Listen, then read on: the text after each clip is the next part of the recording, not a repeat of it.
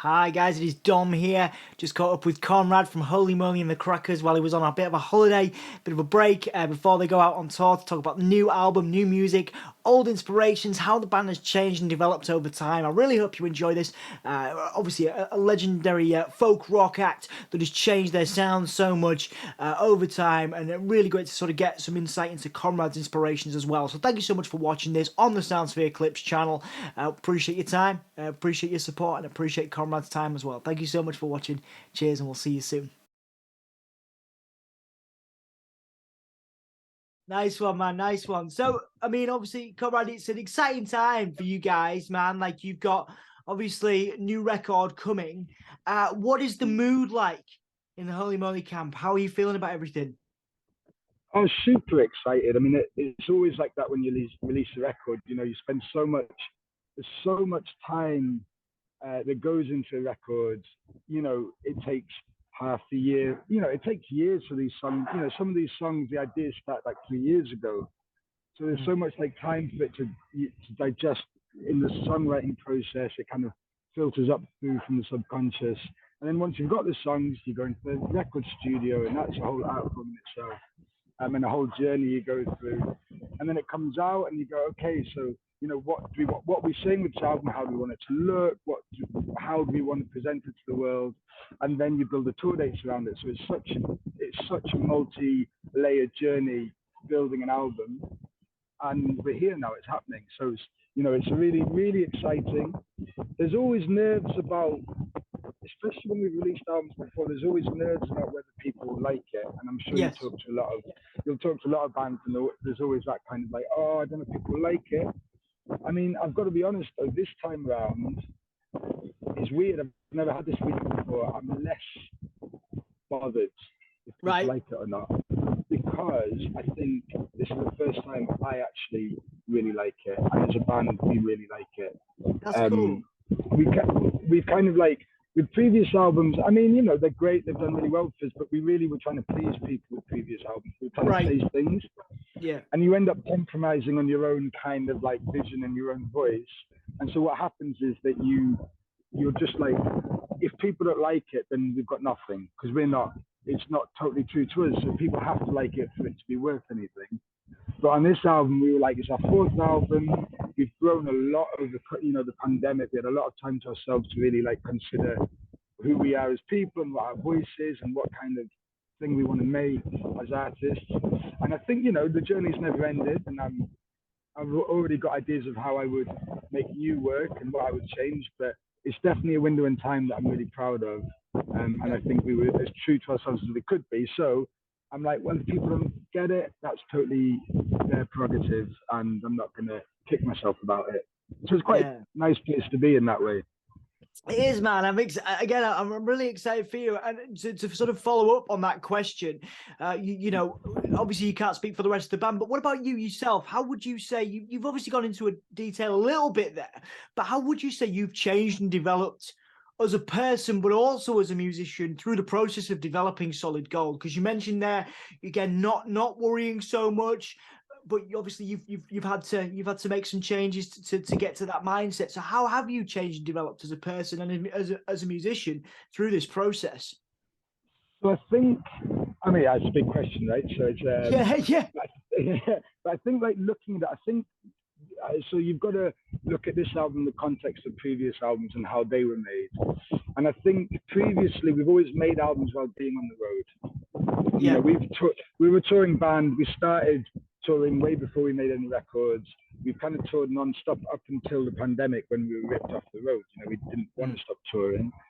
And the albums were always made in between tours. So when you're on tour, there's a real energy to it. Like, it's wild, and all you can think about when you're in the studio is, how is this going to be live? Like, how is this going to please the audience we're playing to? And there's an energy to that. But I think when you are on tour, you also don't necessarily have perspective. Mm-hmm. I think when you're on tour, you don't have a lot of time with yourself. You don't have a lot of time to sit and think and listen to music and just spend time with your own thoughts and your own ideas. There's just no time for that. It's just constant like, wake up, go, wake up, go, wake up, go. Yeah. And I think this album, we recorded it on the back of the 2-year pandemic, so that was 2 years and as a person, that was 2 years on my own, listening to lots of different music, going on lots of walks, lots of runs, just considering what I thought about the kind of process of making work and, you know, the kind of work I liked. And I think it, you know, it's definitely, I would say this album, not, I mean, it's still got an energy and a fire to it, because that's the kind of band we are, and that's the kind of person I am. But it feels more considered lyrically, but also musically. It's not all about massive beats and big choruses. It's about grooves and space, and letting the kind of voice do its work. You know, the vocal melody and the vocal performance, and trying to get some more emotion across rather than, you know, firing the gun, going, right, here's a big song, go. You know, it's all about the dancing, the party. This feels more contemplative, and that's because, as a person, I feel a little more contemplative after having spent so much time, you know, so much time on our own, sat in our houses. And I think it's been made, and, you know, when we started writing the album Solid Gold, I think we did start with the mindset of, it's another Holy Moly album. It's got to be big. It's got to be massive. It's got to be fast. It's got to be all these things that people know us for. And I think just during the process, that started to feel quite unauthentic. Right. And I think because we are more in touch with ourselves as creative people, I think the album changed. And, you know, there were various things that happened along the way. I think, you know, I think it's in our press release, you know, we took a trip out to America, which I was about to ask, that really, for me and Tommy, who's our drummer and also did a lot of writing on the album, and Ruth, our lead singer, we were there with her solo project, but we were thinking about the album because it was about 4 weeks before we went into the studio. I think the general feel of America combined with our concept of America, because a lot of the music we listen to and have always listened to is American. So those two combinations of actually being there, but putting it with an idea of what America is and that kind of thing, really coloured the album. And yeah, even the title, Solid Gold, like, we're in Texas, it's deserty, it's dusty, it's dry, there's neon everywhere, there's metallic cars, huge metallic cars everywhere. It was a real kind of, I think at the last point, we had all these songs and all these ideas, but at the last point, I felt like that trip really cemented the colour and the groove of the album. You know, long drives are hypnotic. There's a rhythm to it. It's not, you know, and I feel like, you know, especially for kind of, for me, what I would call the flagship songs like Solid Gold, Wide Sky, maybe Hot Red, Skyline Drive, to an extent, you know, I think they were very, very coloured by our time in Texas. And, you know, I'm not saying we were there for fucking 2 weeks, you know, and it's the first time we've been. We don't know what America's all about, but I think there's a combination of actually being there after having after dreaming about it for so long. It's the meeting of reality and your imagination kind of created something that I think is pretty cool. Yeah, man. And I will ask about a couple of those tracks in a minute, but in terms of the most enjoyable experiences, you know, because obviously you mentioned being out in Texas, but putting together this record where you believe in it, you know, you mentioned there for the first time believing in something proper, finding your identity. What for you the most enjoyable experience? Something that you might look back on, you know, 10 years from now, 10 years down the line, you're going to look back at, maybe it was time in Texas, maybe it wasn't, but what experiences will you look back on from this record and be like, that was special, I'm so glad we did that? For sure, I'd trip out to South by Southwest in Austin, for sure. But I think in terms of actually the experience of writing the album, I think taking time over it, and not pushing it, following the songs rather than dragging the songs along because there's a major deadline because we've got a tour in 3 months. I think that was a really, really enjoyable experience, and just playing with the songs, letting the songs grow themselves and quite organically. I think working with, I think the team that we built around the record was an absolute pleasure. Like, we worked with a guy from Netherlands called Wessel Oltheten, and I kind of discovered him because when in the pandemic, I was running and I heard this album I'd never heard before by a band called The Wolf. Really liked it, kind of Black Teasy.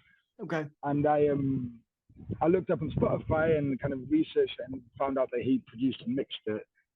And I just got in touch with him. I was like, dude, I love your work. Do you want to do some work together? He's like, sure, man.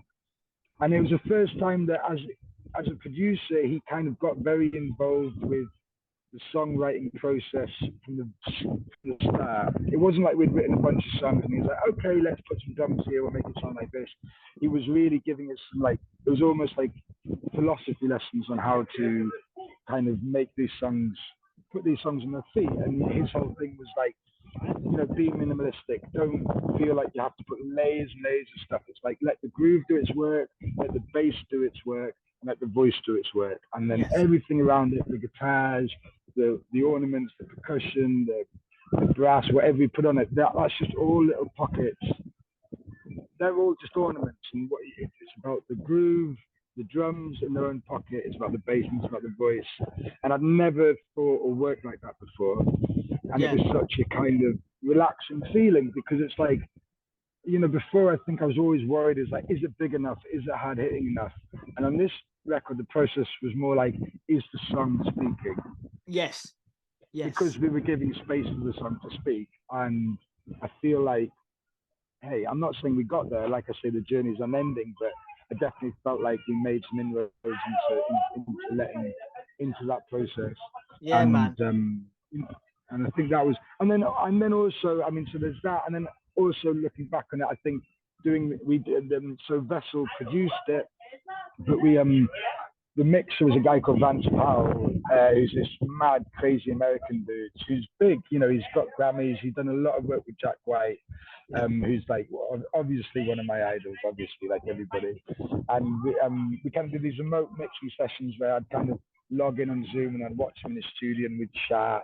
And he was super fun and he brought his own energy. He did give more fire to it. He's like a big American monster truck. You know, it was like we'd spent all this time being really philosophical, working with Wessel space, and then he came in as like fucking, and it was so American, and it brought, you know, it's like the big monster truck compared to the nice, I don't know, little cars you see in Italy, you know. So it's like the meeting of Europe and America, and it was like that was a really cool energy. And you know, like on a record, I've always been a fan of like, don't be too prescriptive, let just things happen. And you know, Vance really brought a whole new taste to it, and one that wouldn't have happened without him, and that's made it its own thing as well. So and you know, obviously he's super experienced and like, and it was really good to crack, and had a huge beard, and we're going to meet for whiskey one day in London. So making those relationships for sure. So yeah, man, it's again a really cool experience. You mentioned there a couple of tracks that sort of really embody that,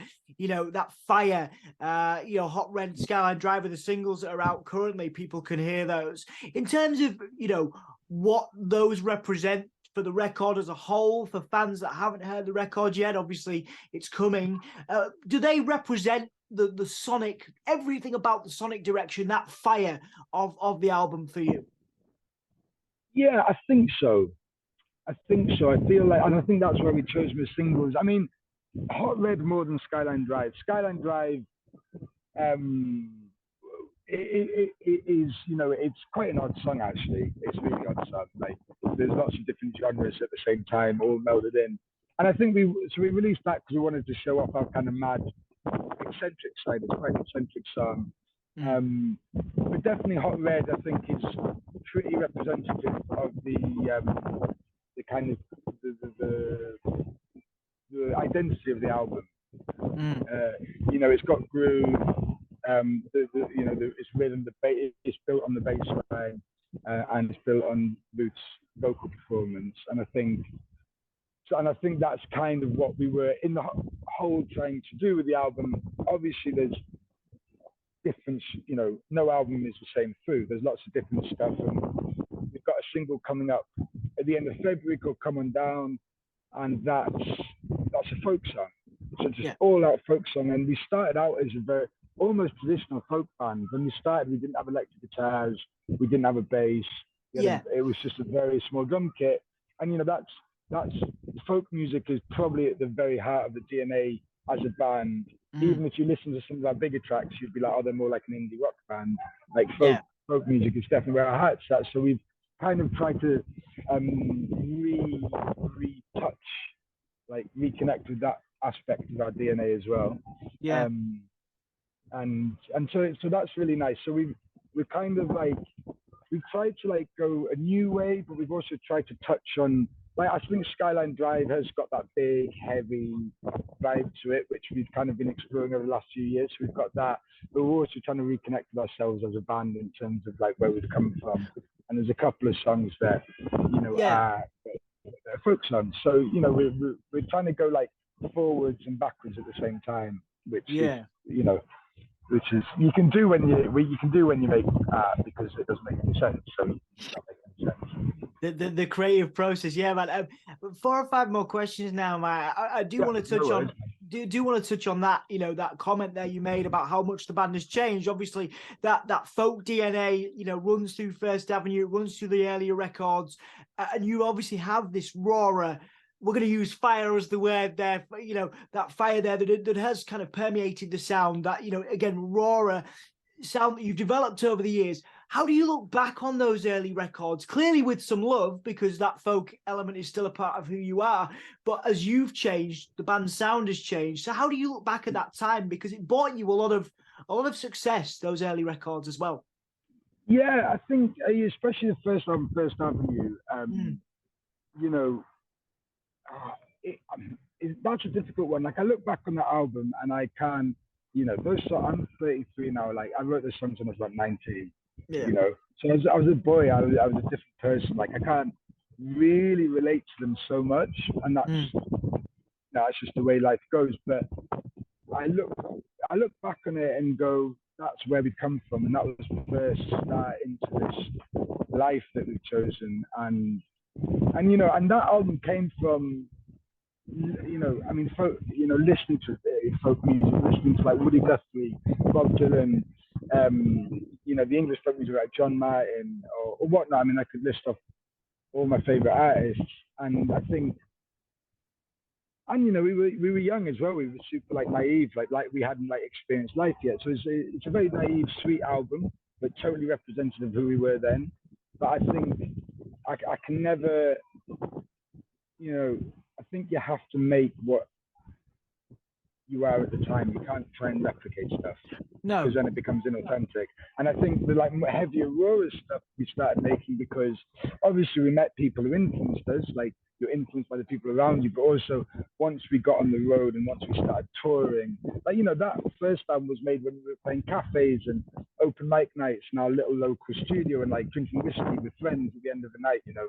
So it's got that real like sweet energy, where our second and third album, Say Them and Take a Bite, that was really written on the road when we were doing some hardcore touring, and that is much less naive. You know, that's more like we are taking ourselves to the brink, and all we've got it's more like a fight. You know.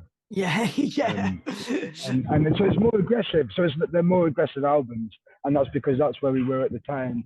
And then this album's another thing again because we're in a different space, and that's why, like, for better or worse, you know, some might say our first album was our most successful, or they might say our second album was their favorite, and it's like, well, that's great. We're not gonna remake that because we will change, and there's no point trying to remake something that's doesn't feel right in the moment. No, of course not. You know, and I think that obviously that progression is such a key theme of the band, certainly from what I've seen and heard over the years. You know, you mentioned obviously, or we talked about the success that you had in those early days, and obviously you're still having today, being able to tour around the world, Conrad. And I think that's a question I do want to ask you, because again, I know you can't speak for the whole of the band, but you yourself, do you have a good relationship with the word success? How do you feel about success? How do you define it? What does it mean to you as a musician and as a person on a wider level as well? I think, yeah, for sure. Like, success is, you know, if we're going to be totally honest with ourselves, like, all musicians who try and do it, there's an ego somewhere there. As much as, you know, you need an ego to be able to get up on stage and be like, listen to me. and there's also ambition, and with ambition comes a concept of like, I want to be successful. But I'm getting to a point now where success has started being a bit meaningless, and that is because, you know, when we first started out, the idea of playing to 100 people in a room in Newcastle, our hometown, was like, holy shit, if we can fill out this venue, then we've made it. I'm so like, that's success. But then you do it and you're like, that's not enough, I want more. So you always go more. The idea of playing to 500 people back then was inconceivable. Now we've done it in certain places, and it's like that doesn't feel successful. I don't feel successful. I just feel like there's more ladders to climb, and I think I think every band feels that. You get right now my idea of success is playing to 2,000 people in an O2 Academy. Like that feels like quite a long way away, but it also feels like if we really push it over a few years, if the cards play out the right way, we might get there, and that would be a success. But then I know I'd get there and be like, okay, we've done that. What's next? What's next? What's next? What's next? Yeah. And I think it is, and I think that's the addiction of one of the addictions of being in a band. It's like you get these hits, and then you're like, I want more. I just want more and more. And there's a great Oasis. I mean, I'm not a massive Oasis fan at all, like in any way. But they're a cultural phenomenon. I remember watching an interview with Noel Gallagher. What did he say? It's like, people ask me if I'm happy. I've got 5 cars. I've got millions of pounds in my bank account. I play to millions of people all over the world, and people ask me if I'm happy, and I'm like, no, I'm fucking not. I want more. Yeah. And I'm like, that's it. I think that's the. And I think that's a fine thing to feel and think, and as part of it, but you've also got to have perspective on that. And in the last few years, I've started to take stock of it and go, you know what, we did that. And actually, if it all ended tomorrow, we've done way more. Well, we've done way more than I ever thought we would. This whole band was a bit of a mistake. Like, I was meant to be an English teacher. Like, it really wasn't. Yeah. Something that was meant to happen, and so you've got to remember that and go, we've already gone way further than it ever could have gone, so maybe that's what success is.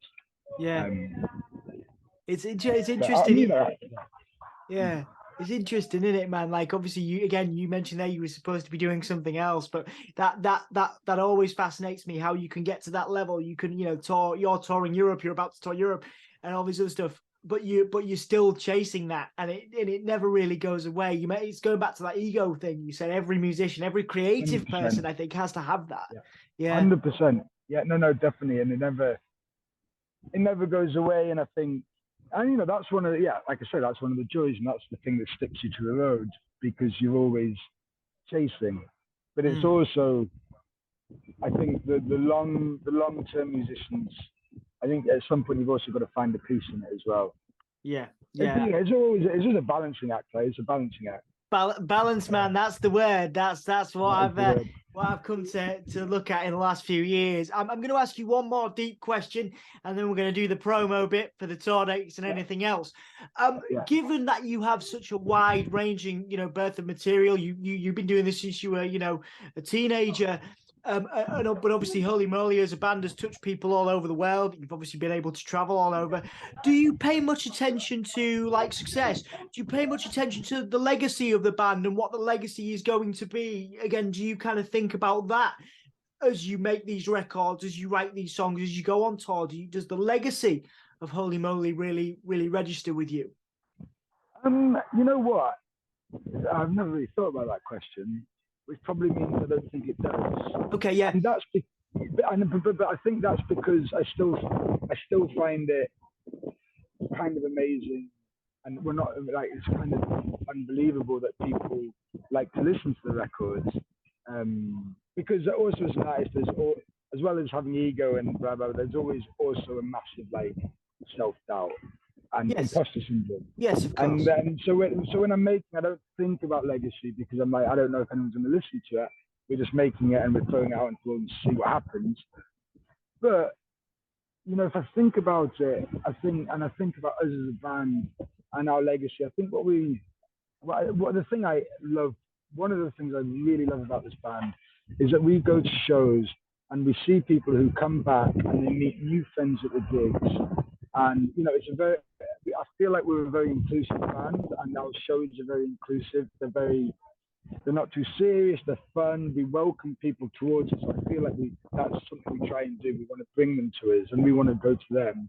And I think that creates this kind of community sense in the room, in the gig. And you see people coming back. You see people making new friends, and you build this community. And I think if we were to have a legacy, I think that's what I would want our legacy to be, that we were a band that brought people together, which, as that word's come out of my mouth, makes me want to be a bit sick. But I think that, bringing people together. I mean, I imagine that's what a lot of bands want, and that, for me, that's the kind of, and going back to the idea of folk music, I think in the end, whatever folk music is, because genres are always a hard thing to define, I think folk music is that for me. It's like folk music always brought people together. It was a working class music.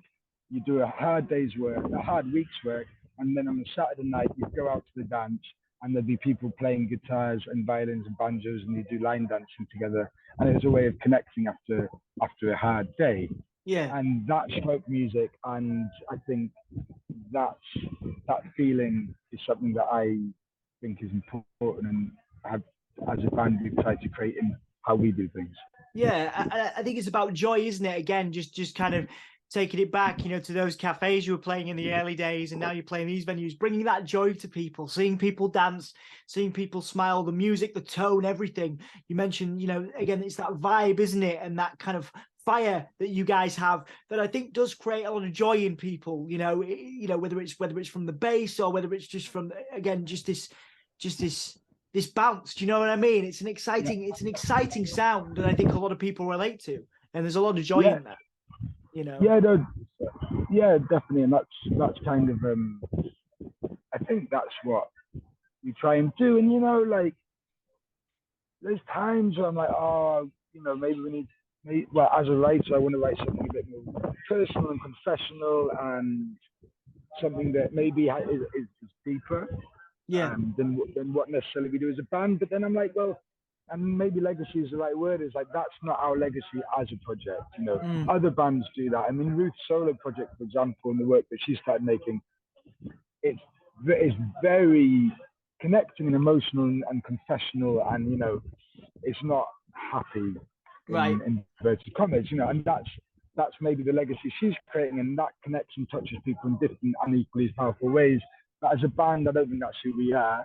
Yeah. And so what we are there to, bring joy and bring bring community, and everyone's had a hard week, everyone's stressed about money. Come here and forget about it, and let's have a drink and a dance, and that's it. Yeah, have a good time. Yeah, exactly. Yeah, that's it. It's good, man. I appreciate your enthusiasm for doing it, because you've been doing it for so long, and that enthusiasm for bringing people together is still quite clearly there. And that's a beautiful thing, man. That's a beautiful thing. I appreciate that for sure. Before we finish up, this is where we test if I've done my job properly. Is there anything you think I've missed? Anything you'd like to plug? We're going into the European tour dates. You've got a date in London as well. Is there anything else you'd like to plug before we finish up? I think So in terms of I think you've asked some really super cool questions that I've really enjoyed to chat about. So, and I don't really have much more to add on the kind of philosophical side of making a record and being in a band. But yeah, in terms of plugging, so in terms of what we've got coming up, we've got these German dates. We'll be touring with Beans on Toast, who's a massive, we're a massive fan of his, so I'm really looking forward to getting on the road with him. And then we come back and we're doing 3 big UK dates. We're doing Leeds, which is a bit of a spiritual home for us. Me and Ruth, the singer, my partner, we're both in Yorkshire, so it's like our big show. And there's not many tickets left for that, maybe 50 tickets, maybe less now. So that's nearly sold out. So get in there quick if you'd like to come. Our biggest headline to date in Newcastle, which is a band's hometown, it's where I live now. Boiler Shop, huge show. And we've got some really good friends joining us, so that's gonna be a real shindig. And then our London show at O'Meara in May. So there are kind of like 3 main UK headlines. Then we'll be out doing a whole load of festivals. I couldn't remember exactly what they are. We're going back to Czech Republic to do Colours of Ostrava, which is a great festival, so that'd be cool. And then we're heading back out in autumn to do more German, Czech, maybe Austrian dates, and then we're doing a much longer UK tour in November, going all over the place, Scotland, the Southwest, the South, and we're maybe doing 15, 16 dates. So, you know, this is the year where we're getting back out on the road. So this is our first big year since COVID. You know, we want to reconnect with people. So, you know, and, you know, we are a live band. So that's what we do. And everything we do, the records we make, the work we make, it's all about getting people to come and see us and in a room. So that's what we want people to do. So come see us and get in touch. Be in touch. That's it, man. Conrad, thank you so much for making the time. Thank you so much for taking some time out of your holiday. I appreciate it, man. Thank you so much.